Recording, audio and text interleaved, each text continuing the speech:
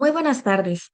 En el marco del 50 aniversario del Instituto de Investigaciones Jurídicas de la Universidad de Costa Rica, les damos una cordial bienvenida a esta conferencia, titulada Las funciones de las sanciones procesales. Se les informa, podrán realizar sus preguntas al finalizar la presentación. Las mismas serán contestadas por la expositora y les recordamos amablemente realizar la evaluación de esta actividad por medio del link que se les hará llegar por el chat. El día de hoy contaremos con la participación de la doctora Flavia Carbonell, quien es licenciada en Ciencias Jurídicas y Sociales por la Universidad de Concepción y abogada de Corte Suprema. Es doctora en Derecho por la Universidad Carlos III de Madrid y cuenta además con un máster en Derecho Público por la misma universidad, un diploma en Derecho Constitucional y Ciencias Políticas por el Centro de Estudios Políticos y Constitucionales y una especialidad en Argumentación Jurídica por la Universidad de Alicante y además fue coordinadora académica del programa de doctorado en Derecho. Actualmente se desempeña como académica e investigadora de la Facultad de Derecho de la Universidad de Chile. Fue directora del Departamento de Derecho Procesal de la misma universidad. Fue presidenta del directorio de la Sociedad Chilena de Filosofía Jurídica y Social, directorio al cual sigue integrando. Sus principales líneas de investigación son la argumentación jurídica, razonamiento judicial, ideología y comportamiento judicial, género y proceso, prueba, recursos y error y teoría general del proceso. Además, ha participado en diversas conferencias y congresos a nivel internacional. Del mismo modo, integra diversos consejos editoriales de revistas e integra diversas redes de investigación en filosofía del derecho, epistemología, prueba, argumentación y derecho procesal. Sin más, el tiempo es suyo, doctora.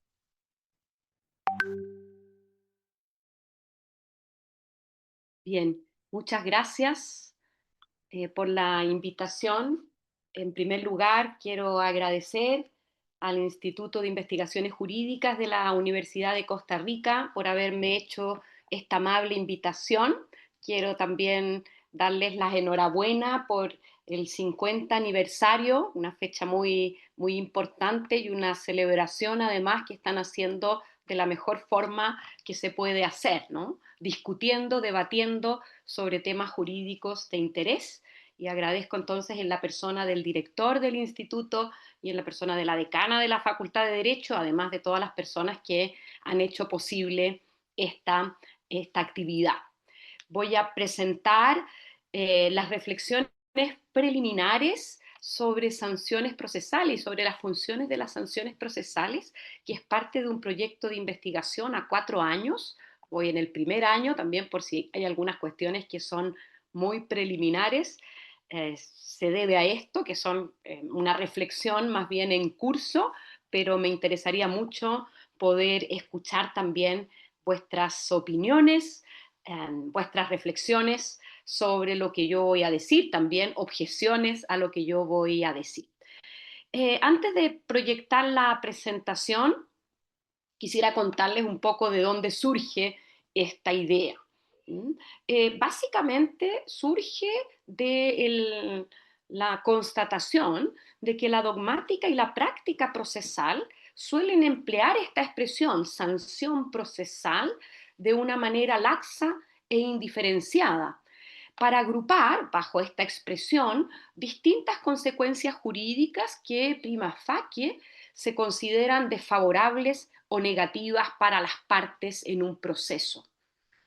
Dentro de este paraguas conceptual, ustedes quizás también lo podrían ver en su propio ordenamiento jurídico, en sus propios ordenamientos jurídicos, se incluyen varios tipos de reglas procesales referidas a distintas etapas del proceso que parecen tener finalidades diversas y cuyos efectos también difieren. En este sentido, por ejemplo, algunas de las que nosotros llamamos sanciones procesales son auténticamente coercitivas en el sentido de que involucran alguna manifestación de la fuerza estatal, mientras que otras no lo son. Por otra parte, la intensidad, la manera en que el sistema jurídico responde frente a la infracción de una regla procesal por una de las partes o a algún tipo de incumplimiento es bastante heterogénea. ¿Mm? Entonces, este proyecto parte de esta constatación y tiene por objeto, ¿no? Si quisiéramos ver un rumbo, ¿no?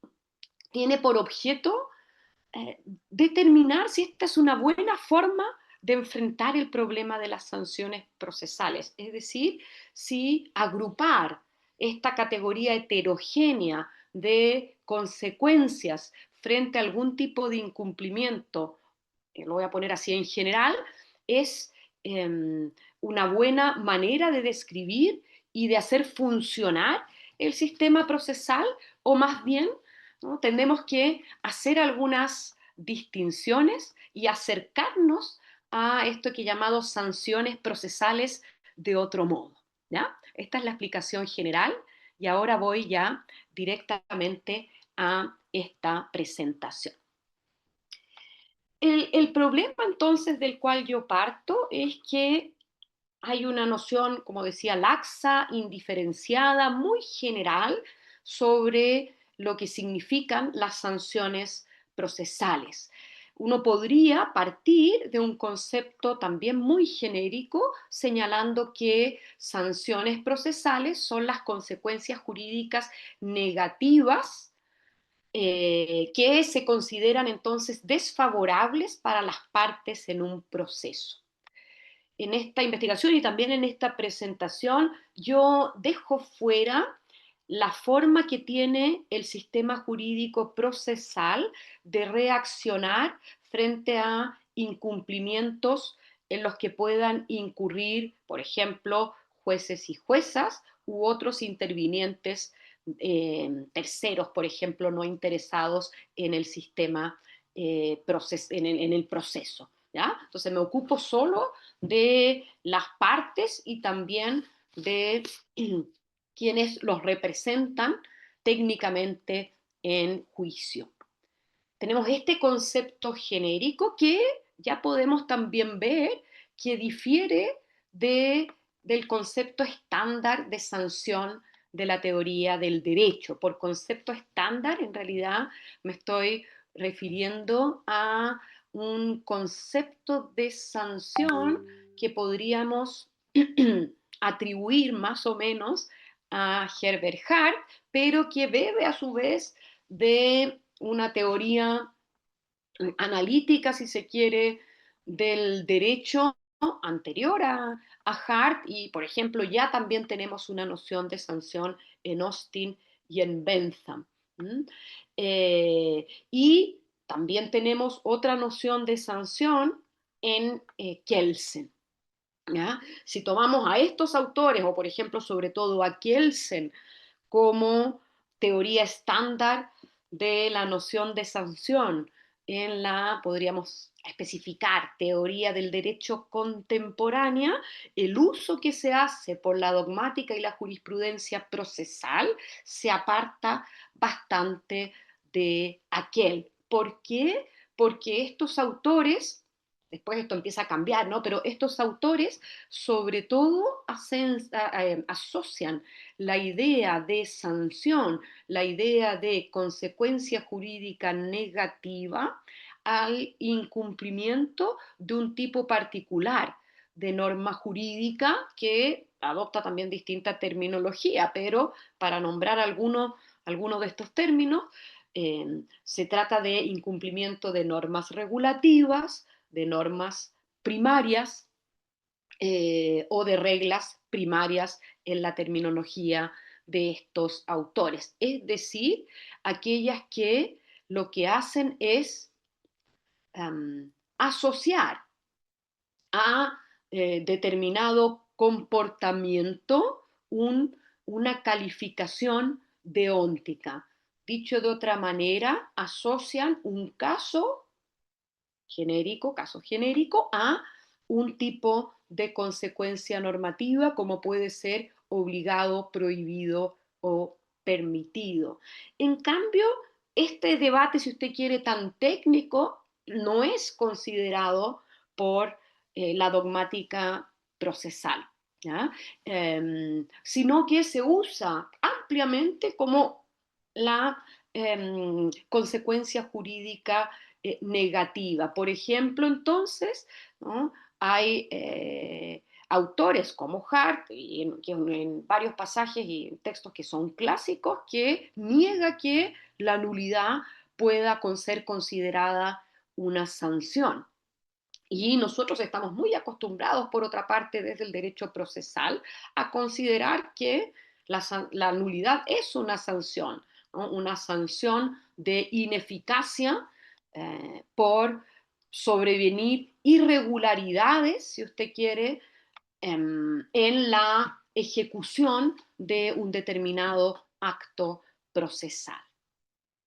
Entonces, desde el punto de vista de la dogmática procesal, el término sanción no hilaría tan fino como para distinguir el tipo de regla que está siendo incumplida, bien una regla regulativa de obligación primaria, bien una regla constitutiva, ¿no? Sino que lo usa de manera indistinta, mientras que la teoría del derecho, hasta Hart por lo menos, no se atreve a dar este paso y dice no, la nulidad no es una sanción, ¿no? Porque la nulidad es la respuesta del ordenamiento jurídico al incumplimiento de requisitos de validez, al igual que lo es la nulidad procesal, pero nosotros en procesal no tenemos esta discusión.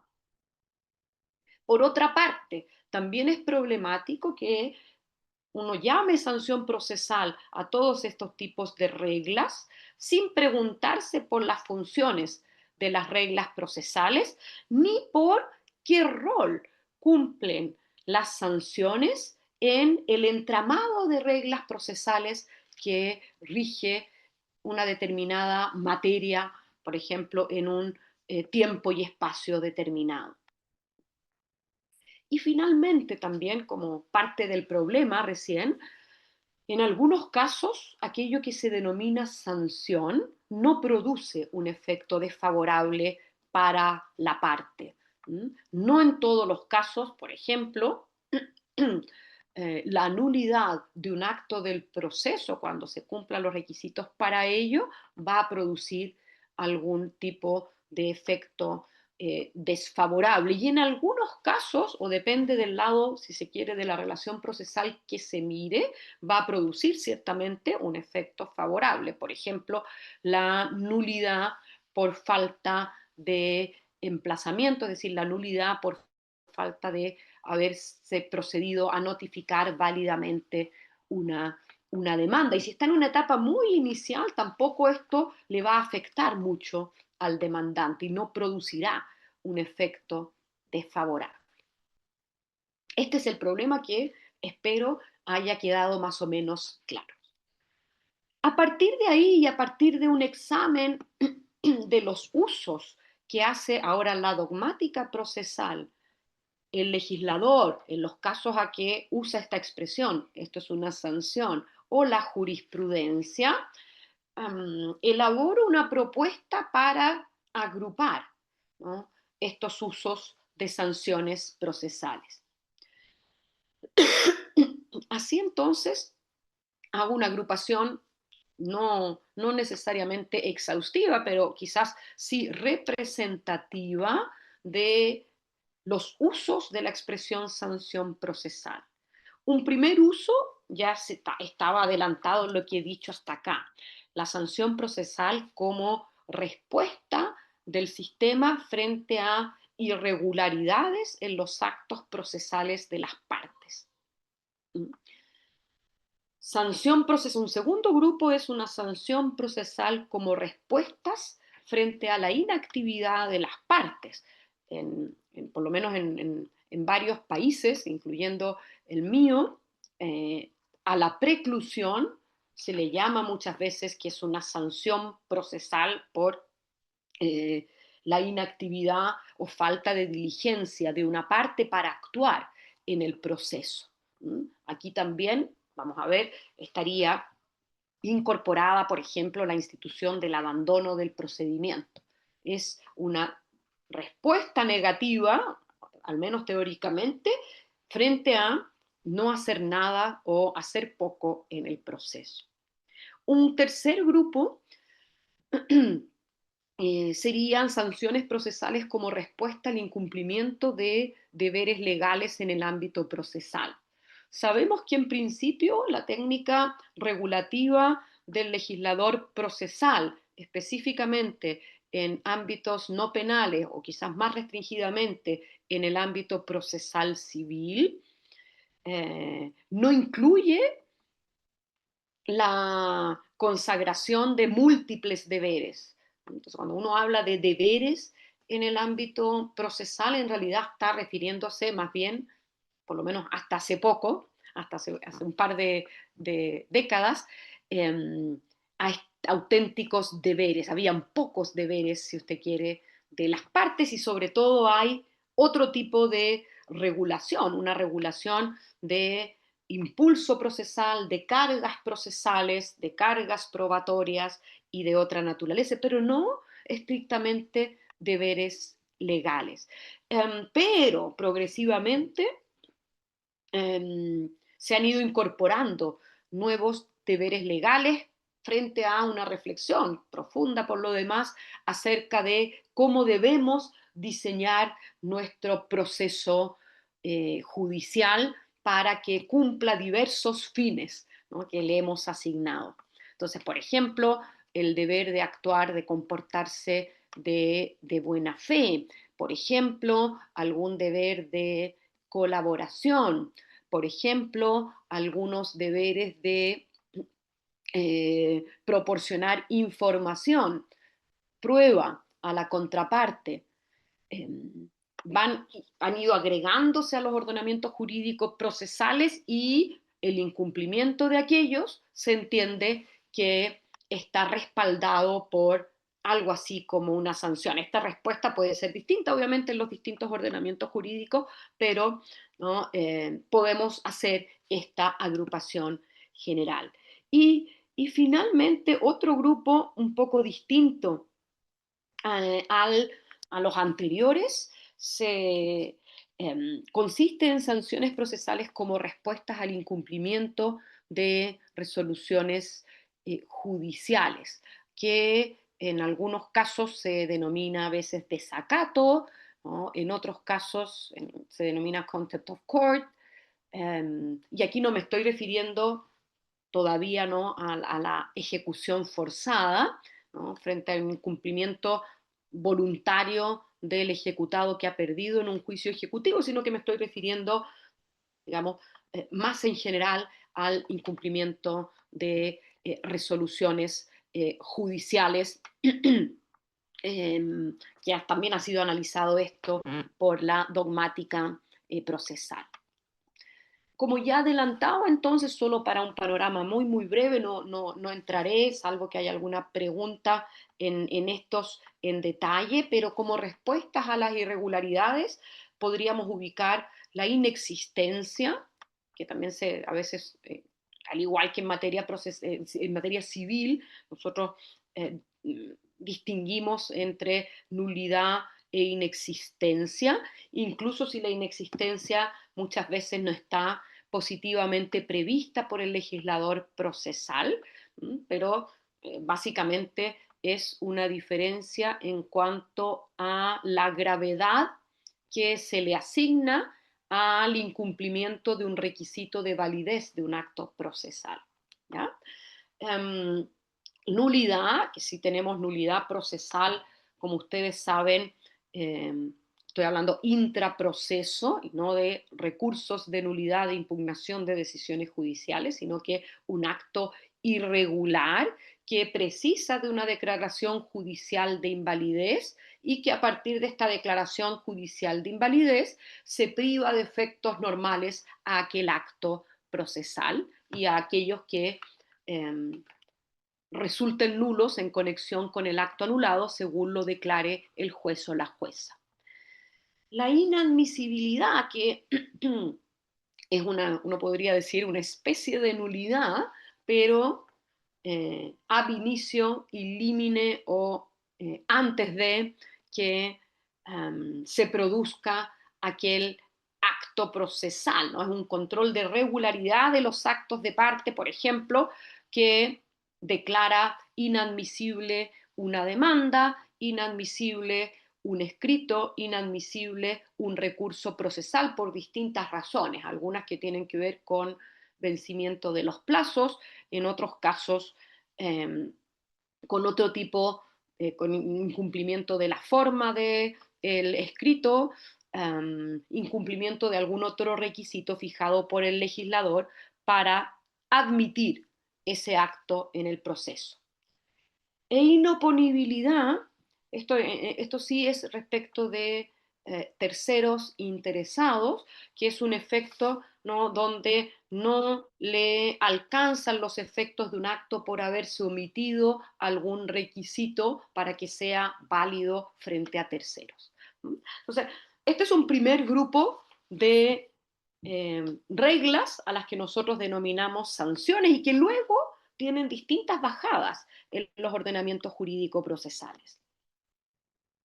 El segundo grupo son respuestas a la inactividad de las partes, y aquí nuestra institución de referencia es la preclusión, y este carácter de sanción, dirían algunos, estaría asociado precisamente a la imposibilidad de ejercer un derecho o a la extinción o pérdida de un derecho. En algunos casos uno diría la parte opta por no ejercer ese derecho. Entonces aquí también tenemos otro caso en que no se produce un efecto jurídico desfavorable. Eh, También eh, otro caso sería el caso de un efecto probatorio desfavorable, ¿no?, donde, por ejemplo, se ordena la exhibición de documentos como una medida prejudicial y la persona a quien incumpla su cumplimiento desobedece, existiendo en su poder los instrumentos o libros a que las medidas que se refieren, etcétera. Esta es una regla del Código de Procedimiento Civil chileno, y en este caso, entonces, la persona que no exhibe tales documentos pierde el derecho de hacerlos valer después, pero puede resultar que no quiera hacer valer después estos documentos o que nunca los quiso hacer valer y que le favorece el hecho de no haberlos presentado. ¿Mm? Aún así, muchas veces nosotros a esto le llamamos también sanción.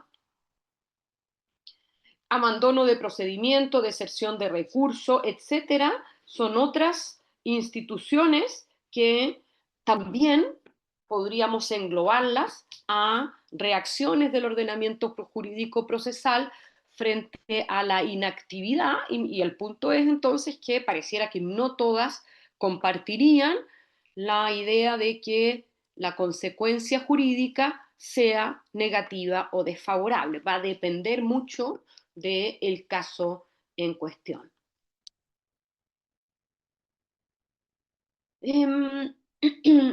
Aquí he puesto solo dos, como este tercer grupo, deber de buena fe y deber de comparecer, pero también podríamos agregar otros como deberes de colaboración, y de colaboración en sentido amplio. Algunos pueden ser, por ejemplo, en materia probatoria o en otros ámbitos, ¿ya? Entonces va a depender mucho del derecho positivo, pero en general creo que podríamos también hacer esta vamos, clasificación en otros ordenamientos jurídicos positivos distintos al chileno.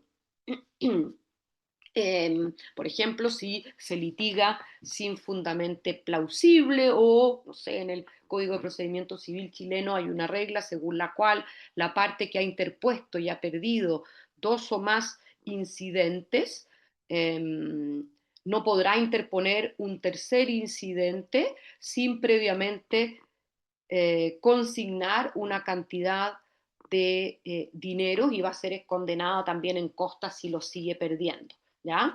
Y en el preámbulo del Código de Procedimiento Civil precisamente se señala que se trata de evitar maniobras dilatorias de las partes, por ejemplo, a través de la interposición de estas cuestiones accidentales que ya denominamos incidentes. Y deber de comparecer también muchas veces está asociado la no comparecencia a medidas de apremios y multas por parte del tribunal, ¿no? Entonces se apremia al que debe comparecer y no lo hace, ¿no? Y en una segunda oportunidad, ¿no? Que si no comparece, eh, en la segunda oportunidad que es requerido, se pueden aplicar medidas de apremio y multas.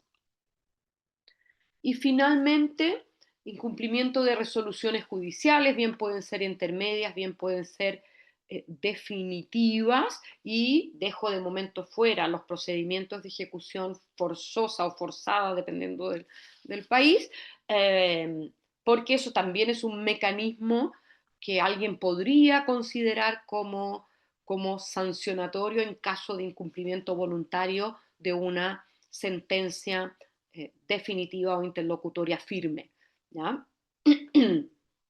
Pero el desacato o el contempt of court tienen distinta regulación en los países de derecho legislado y en los países anglosajones, y hay algunas publicaciones muy interesantes que así lo demuestran.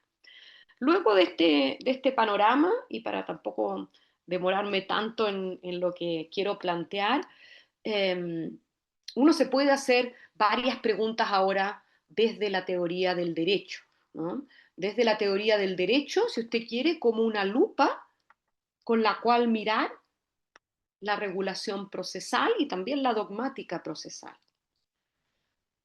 Una primera cuestión es cuán importante es la coacción para la configuración del derecho, y estas ideas de sanciones están volviendo a estar, digamos, sobre la palestra de la discusión de la teoría del derecho, ¿no? Esta idea de que el derecho institucionaliza el uso de la fuerza, lo monopoliza, y hay ciertas entonces autoridades públicas, típicamente la jurisdicción, ¿no? El ejercicio de la jurisdicción por parte de jueces y juezas con la facultad de imperio, que es una manifestación de esta coercibilidad del derecho, y entonces de la posibilidad de coactivamente obtener el cumplimiento de aquello estipulado por el derecho. Pongo aquí simplemente estos dos libros que son muy interesantes a mi juicio como alguna muestra. Schauer tiene un capítulo específico sobre esto, pero todo el libro un poco va sobre esta pregunta, la fuerza del derecho. Y como les decía, no iré en detalle en esto, pero Bentham y Austin pensaban en la sanción como un elemento constitutivo del mandato, pero también como un elemento, digamos, vital para llamar a cierto sistema de normas, un sistema de normas jurídico. Eh, También estos autores veían no solamente la sanción como elemento constitutivo del mandato, sino que, como lo vemos quizás actualmente, como un motivo para la obediencia. ¿Por qué? Porque usted iba a obedecer si es que existía una amenaza de un daño en caso de desobediencia. Entonces, básicamente esto es lo que nosotros sabemos, este tipo de consecuencias jurídicas negativas cumple una función desincentivadora de ciertas conductas, y para decirlo simplemente desde el punto de vista del derecho en general, motivadora de conductas. ¿Mm? Desde que usted conoce que puede llegar a ser sancionado, también puede elegir si realizar o no realizar esa conducta. Por ejemplo, en materia procesal, si interponer o no interponer más incidentes luego de que ya ha perdido dos y está con la sospecha de que está actuando dilatoriamente, y en algunos ordenamientos esto también es sinónimo de actuar de mala fe. la teoría de Kelsen, quizás todos la conocen, pero básicamente, y aquí de manera muy apretada, para Kelsen las auténticas normas jurídicas son aquellas que tienen sanción, y la sanción consiste en infligir un mal, y esos males podían ser al menos de estos tres tipos, los más importantes desde el punto de vista jurídico: privaciones de la vida, de la libertad y de bienes económicos. Y luego viene Hart, que explícitamente señala que la nulidad no es una sanción, precisamente porque eh, esa consecuencia jurídica se consagra a propósito del incumplimiento de una regla constitutiva, ¿no? Por ejemplo, una regla de competencia para hacer algo, una regla que confiere potestades. ¿Mm? Y esto da paso luego también en la teoría del derecho. Yo he puesto muchos autores, y también una profesora que es amiga mía y que está también en este proyecto y que ha escrito muchísimo sobre esto, desemboca en esta distinción entre normas regulativas y constitutivas, que en parte, ¿ya? Se funda en precisamente el distinto tipo de consecuencia jurídica que se prevé, ¿ya? Entonces, estamos hablando siempre de lo mismo, y esto es como un análisis, si usted quiere, también estructural de las normas jurídicas. ¿Mm?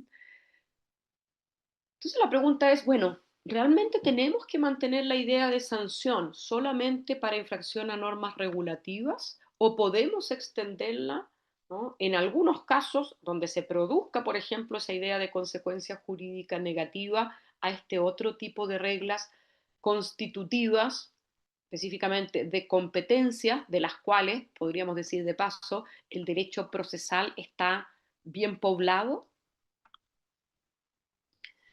Entonces, esta es una cuestión importante, ¿no? Es verdad que la teoría del derecho discute a este nivel, pero nosotros tendríamos que ver por qué se quiere usar esa misma expresión. Y si se quiere usar, como intuye también otro colega que es parte de este proyecto, profesor Thomas Vogt, Beatriz Arregada, Thomas Vogt, y yo como investigadora a cargo, um, que se quiere dar cuenta con la expresión sanción de una consecuencia jurídica negativa para la parte, con el objeto también de modelar su comportamiento, ¿no?, desincentivar cierto tipo de conductas e incentivar otras. Eh, entonces tenemos que pensar cuáles son los límites. O sea, lo ampliamos, pero ¿hasta dónde? Esa es la pregunta. ¿Hasta dónde podemos ampliar este, este concepto? Una cosa también adicional que estaba sugerida en las láminas anteriores consiste en que desde ahora la dogmática procesal se dice que, bueno, aquí en derecho procesal tenemos un tipo particular de norma que no encaja en ninguna de estas dos categorías gruesas anteriores. No es ni regulativa ni es constitutiva. ¿Mm? Y este particular, si se quiere, habitante del sistema jurídico procesal, se denomina carga procesal. Y también, como seguramente sabe más de alguno o todos ustedes, la carga procesal ha sido largamente estudiada ya hace más, incluso yo diría Goldsmith es uno de los primeros, pero había todavía había bastante literatura que se planteaba otras distinciones que en otros ámbitos del derecho no tenemos para definir mejor este tipo distinto de regla, ¿ya? Que no sería estrictamente una obligación, no sería una regla que otorga una potestad para hacer algo, sino que sería algo diverso. Aquí hay algunas definiciones de carga procesal, que tampoco es es mi intención repetir, pero lo que sí más o menos había o existe un cierto acuerdo, y esto hay que ver si efectivamente es así, en que sean unos imperativos del propio interés, de necesidad de realizar un determinado acto para evitar que sobrevenga un perjuicio procesal y en última instancia una sentencia desfavorable. Por ejemplo, si alguien tiene la carga de probar, ¿ah?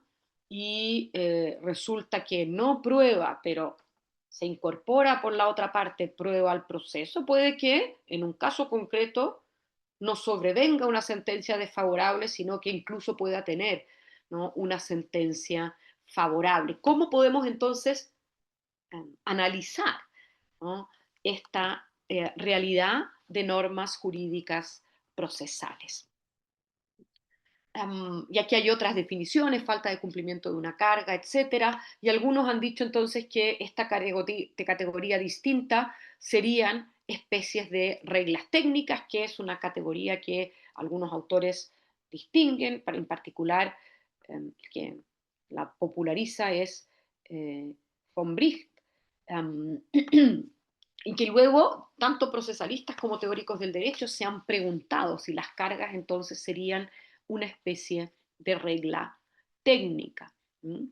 Es decir, una regla que eh, contiene una proposición que se llama proposición anancástica, que señala el medio para realizar, conseguir cierto fin, y por lo tanto la regla técnica lo que hace es, um, a partir de la expresión de un deseo, por ejemplo, quiero iluminar esta sala, eh, ver cuál es el medio para hacerlo, y vemos que hay una regla según la cual para iluminar esta sala, si quieres iluminar esta sala, debes prender el interruptor. Entonces, si yo quiero llevar a cabo y realizar mi deseo, prendo el interruptor. Es más complejo que lo que les estoy diciendo, pero este es un ejemplo de regla, de regla técnica. Y algunos dicen entonces nuestra carga de la prueba estaría allí. Um, y finalmente, respecto de las cargas, hay un libro interesantísimo de Giacomo Gavazzi, que no es sobre carga de la prueba, sino que es un libro general, que las sitúa a las cargas entre las libertades y las obligaciones. Tiene este título en italiano, y lo que hace es decir que tratándose de estos comportamientos que el ordenamiento jurídico propone, uno podría decir como el comportamiento del buen litigante, que sea activo en el proceso. Si usted no se comporta como ese buen litigante activamente en el proceso, su comportamiento será desaprobado, pero no con el nivel de reacción que lo haría si usted incumple un deber, una obligación o una prohibición. Entonces se le da a las partes un rango para actuar, ¿ya?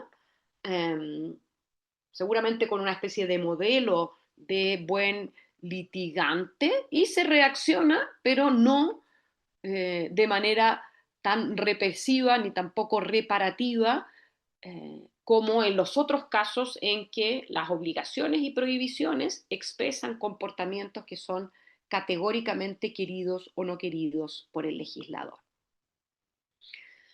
Llegados a este punto, entonces, me parece ya haber enunciado lo que yo denominaría dos enfoques, siguiendo obviamente a otros autores. Uno de ellos es Roberto Lara, que tiene un, un estupendo libro sobre la sanción en el derecho, y que a propósito de la teoría de Bobbio distingue estos dos enfoques. Uno es el enfoque estructural, y ese enfoque estructural dice relación con mirar cuál es la estructura de la norma, para ver si podemos o no podemos hablar de sanción. Las distinciones entre normas regulativas y constitutivas, ¿no?, o regulativas, constitutivas y técnicas, por ejemplo, serían una buena manera de aproximarnos a las consecuencias jurídicas que establece el ordenamiento jurídico procesal en ciertos casos. Y ahí podemos distinguir tipos de casos. Em, y esto quiere decir también que reservaríamos la idea de sanción um, a esta respuesta negativa e institucionalizada por parte del ordenamiento jurídico frente a una erosión de una norma de comportamiento debido o prohibido o sugerido por el ordenamiento jurídico. Pero Bobbio lo que hace es avanzar hacia un enfoque estructural, perdón, un enfoque funcional, ¿no? Desde el estructural hacia uno funcional, un giro funcionalista, uno podría decir, para el estudio de muchas cosas, entre otras las reglas jurídico-procesales, nosotros lo podríamos aplicar. Y entonces aquí la pregunta sería, ¿para qué sirve la sanción? ¿Qué problema es aquel al que le quiere dar respuesta la sanción procesal? Y uno podría pensar entonces, tal como los hemos usado hasta ahora, la categoría sanción procesal le quiere dar respuesta a distintos tipos de problemas. ¿Mm? Por ejemplo, le podría querer dar respuesta a o solucionar el problema de demoras en la tramitación de un proceso y establece, por ejemplo, plazos y preclusiones y abandonos, etcétera. Querría solucionar el problema de comportamientos de mala fe. Querría solucionar el problema de irregularidades de actos procesales que tengan cierta entidad y que sean relevantes. El problema de falta de información o el problema de escasez de prueba, o un problema, incluso en un área determinada, ¿no?, de desobediencia de órdenes del tribunal. Y en este punto entonces también tenemos una cosa interesante, que es que uno podría pensar que las reglas jurídico-procesales y específicamente las reglas de sanción pueden cumplir funciones en distintos niveles de abstracción, de generalidad y de ámbitos de aplicación, um, y podrían también cumplir distintos tipos de funciones si es que ahora las miramos individualmente consideradas. Aquí se incluye además la idea según la cual, a partir de la noción de función promocional del derecho, el derecho también podría incentivar ciertos comportamientos a través de premios. Algunos le llaman también el derecho premial o cierta ventaja económica. Y no solo a través de castigos, porque a través de castigos lo que usted intenta como legislador es hacer que una acción sea muy difícil, muy desventajosa o imposible de realizar. Y eso está más bien vinculado con la idea de conservación, de status quo, en cambio las positivas con la idea de cambio. Bueno, hay muchas otras cuestiones que podríamos eh, eh, hacer surgir de este tratamiento. Y solo para que me gustaría sobre todo conversar con ustedes algunas cuestiones, les muestro en qué se traduce esto um, en la teoría de Bobbio. Se traduce en muchas distinciones acerca de fines y funciones de las sanciones, dependiendo de cuál es la técnica que va a usar el legislador, y esto lo podríamos aplicar al ordenamiento jurídico procesal, técnicas de desalentamiento o técnicas de alentamiento de ciertas conductas, ¿no? Y aquí no solo tendríamos actos conformes o no conformes, sino también algunos actos supererogatorios, ¿no?, que cumplo más de aquello pedido por el ordenamiento jurídico. En otro cuadro, solamente como para que podamos reflexionar después todos juntos. em, Se ordena la información a partir de desventaja o ventaja que profiere la sanción, el carácter de bien o del mal de la sanción o el tipo de mal o de bien de esta sanción. Y aquí hay algunos ejemplos que si bien se refieren en general a ordenamientos jurídicos sustantivos, hay algunos que perfectamente serían trasladables al ordenamiento jurídico procesal. Por ejemplo, multas que, ya decía, se asocian a el incumplimiento del deber de comparecer, eh, o uno podría pensar también en algún tipo de inhabilitación profesional en el caso de que se establezca esta sanción por algún tipo de um, mala conducta del abogado en una audiencia o algún tipo de inhabilitación profesional, por ejemplo, por un tiempo. Eso también lo contempla nuestros ordenamientos, nuestros ordenamientos jurídicos. Um, o algún tipo de pena de arresto en caso de desacato reiterado de una resolución judicial, por ejemplo, en materia de eh, no pago de pensión de alimentos, etcétera. Uno podría pensar en rehacer estos cuadros, quiero decir, a la luz de nuestros ordenamientos jurídicos y atendiendo también a las funciones que ellas cumplen.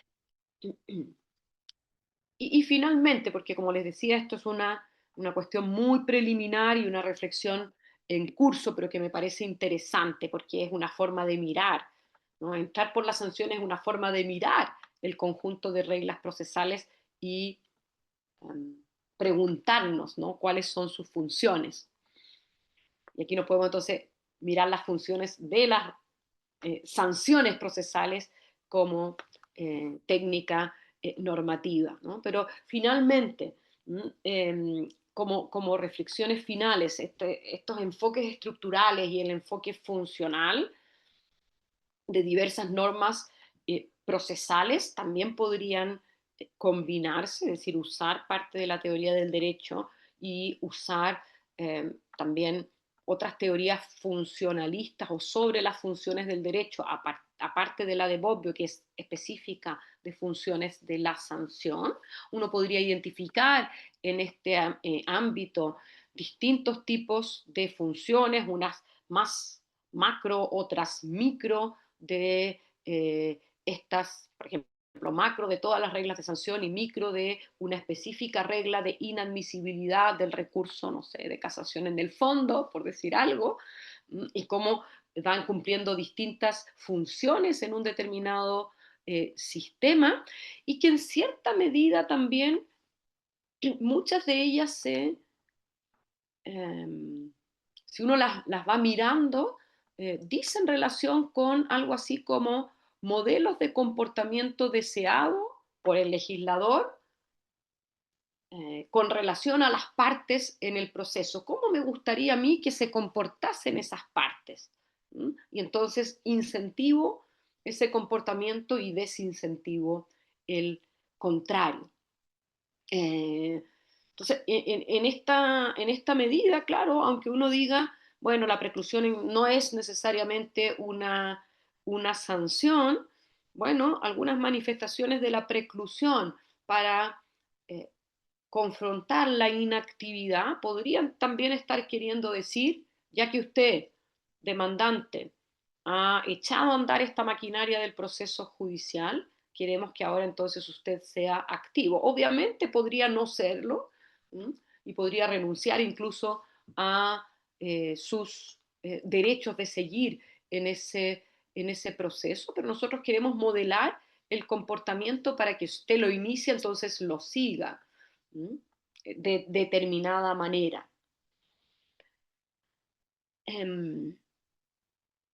Entonces, vale la pena, creo, preguntarnos por cuáles son estas funciones de este específico tipo de reglas procesales sancionatorias, por cuál sería el modelo de comportamiento deseado o distintas facetas de este modelo de comportamiento deseado según esa categorización, esa agrupación preliminar que yo propuse en 4 grupos y, digamos, para como, si se quiere, como todavía pregunta de más, más de fondo, más de background, ¿cuál es la técnica normativa más efectiva y eficaz para alcanzar un determinado fin, ¿no? Eh, o varios fines en este entramado de reglas procesales que constituyen un sistema jurídico procesal? Eso es lo que yo quería compartir con ustedes. Les agradezco mucho la atención. También, desde luego, la invitación y quedo atenta por si hubiese alguien que quisiese preguntar, contradecir, reflexionar conmigo acerca de este tema. Muchas gracias. Muchísimas gracias, doctora. Agradecemos a la doctora Flavia Carbonell por compartir sus conocimientos con nosotros el día de hoy. A continuación tendremos la sección de preguntas para la doctora. Si alguien gusta realizar una pregunta, puede levantar la mano y le daremos la palabra.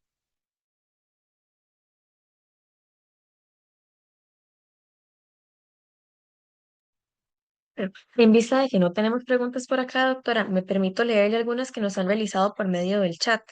Inicialmente nos preguntan, ¿qué consecuencias prácticas implica la distinción de tipos de sanciones procesales? ¿Por qué es importante esta distinción?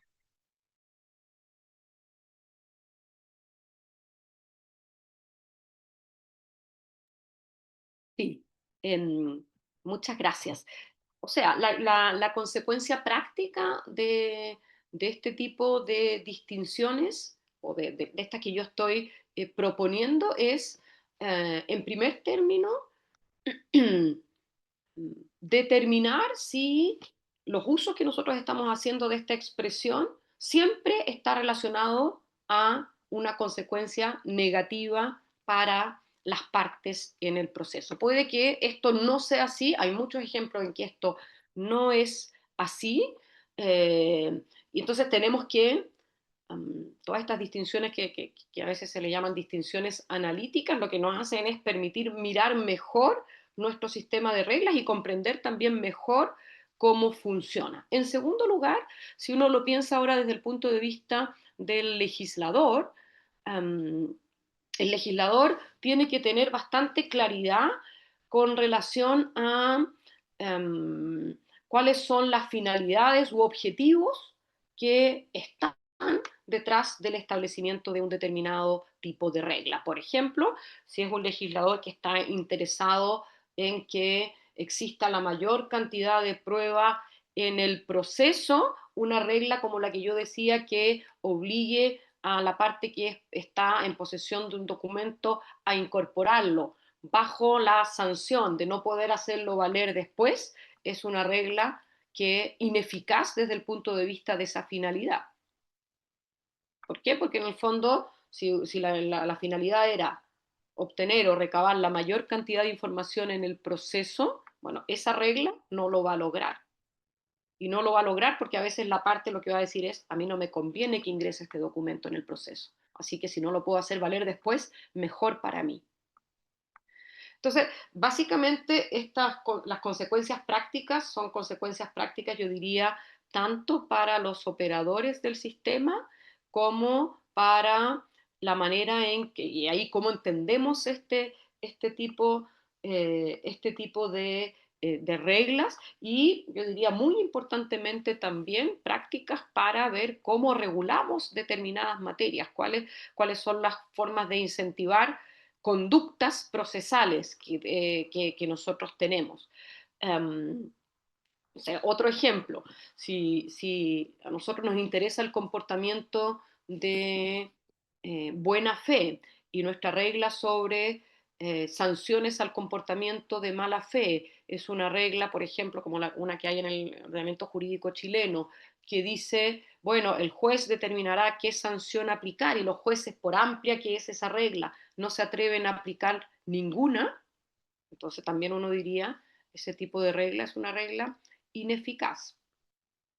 Ahora, obviamente, lo que yo he presentado es un estudio más bien teórico dogmático, pero tiene consecuencias, consecuencias también prácticas, como digamos, cuando uno va a la jurisprudencia y mira también estos conceptos de sanción. Otra consecuencia práctica es que, según cierta literatura, tanto de teoría del derecho, pero también procesal, si es una norma de sanción, tiene que ser objeto de una interpretación restrictiva. No sé, eso dicen, ¿no? Si es una sanción, interpretación restrictiva. Bueno, entonces sí, hay algunas de estas. La preclusión, por ejemplo, ¿no? Que se estima una sanción, bueno, hay que interpretarla igual de restrictivamente como aquella que habilita a premiar y a multar. Y a las de nulidad procesal.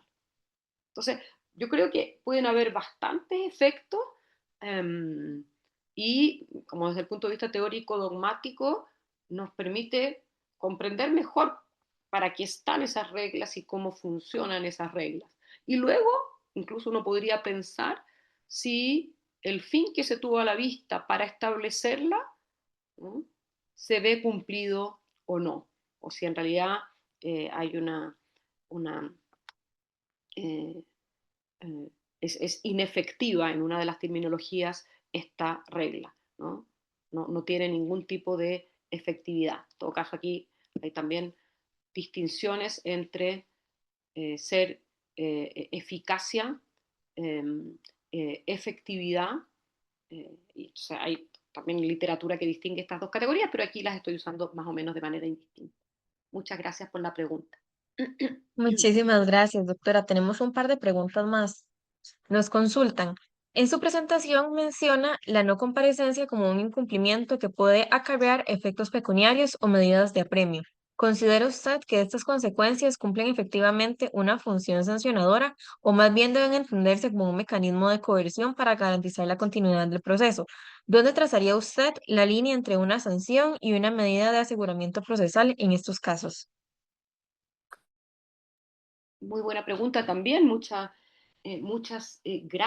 gracias. No toda la literatura distingue, creo yo, entre esta idea, y yo creo que es parte de la discusión, ¿no? Si es una sanción o esta medida que decía usted, una medida coactiva para asegurar la continuidad del proceso. Porque también a veces la literatura procesal precisamente establece o se refiere a las sanciones para decir lo que hacen es reaccionar frente a interrupciones, por ejemplo, del proceso cuando nosotros queremos que el proceso sea continuo, ¿no? O queremos que sea un proceso en un plazo razonable. Entonces, bajo esta, y hay algunas medidas, y se ha cuestionado a veces que hayan medidas, por ejemplo, de apremio, eh, en el proceso civil. En Chile hay un par de artículos sobre esta cuestión, porque claro, no son medidas cautelares, sino que son medidas, como usted señalaba, para resguardar el avance procesal. Pero esto es parte de la discusión. Yo no me atrevería a hacer una línea divisoria, porque como le digo, puede ser una sanción para las partes y que el objetivo sea un fin del proceso desde el punto de vista de, no sé, garantizar alguno de los elementos del debido proceso o, no sé, ahorrar recursos del Estado en la provisión de la jurisdicción. Entonces por eso decía que las funciones pueden ser en distintos niveles también de generalidad y abstracción, y aunque sea una consecuencia negativa para el proceso, lo que se quiera, por ejemplo, sea obtener un beneficio, ¿no? Use publicista, por decirlo así, pero como no fines, intereses particulares, sino que más bien públicos, ¿no? Hay intereses públicos también comprometidos en que el proceso avance de determinada manera. Muy interesantes las dos preguntas. Gracias. Muchísimas gracias, doctora. Y la última pregunta que tenemos por acá dice, la justificación filosófica dogmática de la sanción en sentido general cubre tanto la justificación de la sanción al incumplimiento de normas regulatorias constitutiva y cargas, es decir, la existencia de una sanción atribuida al incumplimiento de una norma regulativa, constitutiva o carga tiene fundamentalmente la misma justificación filosófica. Mm. Em, eh, yo pensaría, yo pensaría que dependiendo de la teoría a la que uno adscribe, la respuesta sería más bien negativa.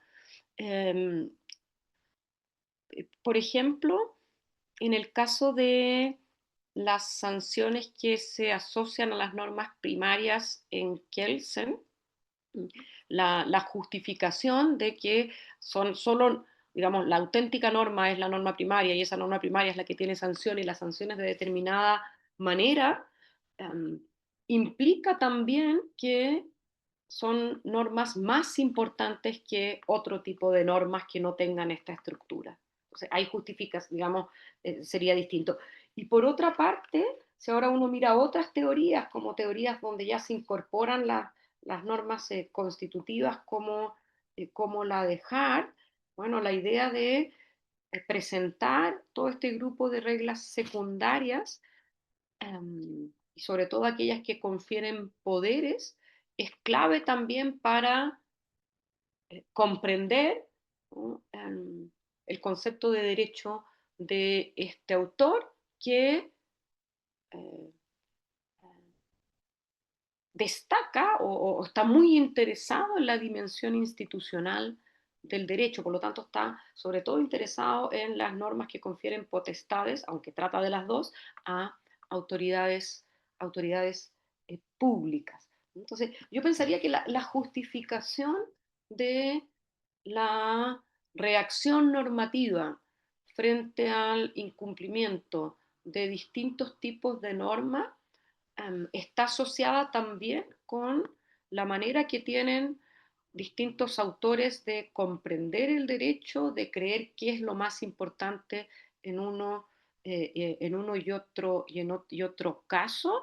Y claro, uno podría decir una justificación general, pero muy, muy gruesa, por eso no nos serviría tanto, sería, sí, bueno, siempre es modelar la conducta de una determinada manera. Yo creo que eso es muy grueso para lo que yo pretendo hacer, porque si nosotros decimos, sí, bueno, todas las sanciones tienen por objeto modelar la conducta, o toda norma incluso tiene por objeto modelar la conducta, eh, de tan genérico pierde importancia esa justificación. No sé si logré contestar su pregunta, pero también muy interesante. Muchísimas gracias, doctora. Doctora, ya a modo de cierre, no sé si hay algo más que usted desee agregar como una conclusión. No, yo simplemente quisiera agradecer esta oportunidad. Eh, me gusta mucho, siempre me gusta más a veces en persona, ¿no? Pero cuando me invitan a reflexionar sobre temas que uno no tiene tan maduro, de hecho me preguntaron, ¿qué te gustaría discutir? Y yo algo que tenga más verde. ¿Por qué? Porque uno en la medida que prepara la presentación, responde algunas preguntas, incluso que va hablando, va también eh, dándose cuenta de, de ciertas inconsistencias o incluso de ciertas nuevas cosas que debería tratar. Entonces, siempre dar una conferencia, eh, sobre todo en temas nuevos, vuelve a llevarnos a repensar algunas cosas y eso es una linda oportunidad en el ámbito académico. Así que muchas gracias y nuevamente felicitaciones por el aniversario. Sin más, agradecemos a la doctora Flavia Carbonell y del mismo modo a todos los que nos ven por medio de nuestras redes sociales. Amablemente les solicitamos realizar la evaluación de la actividad por medio del link que se les hizo llegar por el chat. Les recordamos que el día miércoles 30 de julio, a esta misma hora, tendremos de manera virtual por este medio la conferencia titulada Injusticia epistémica en el proceso judicial de la doctora Florencia Rimoldi. Sin más, les deseamos buenas noches.